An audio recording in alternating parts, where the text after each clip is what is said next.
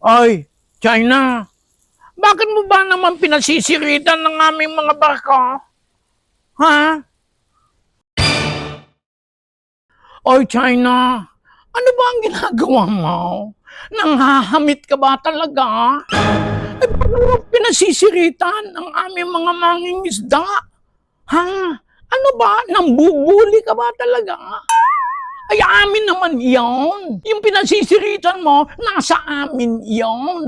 Ay, matagal na sinabi ng korte na amin yon. Ikaw naman, ay, hindi ka na-English. Binabaliwala mo. Yung ruling na iyon.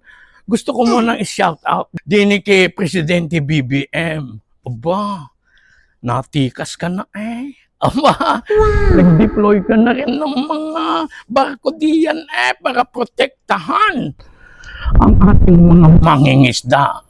Salamat sa iyo, Presidente BBM. Iyan ay West Philippine Sea, hindi South China Sea.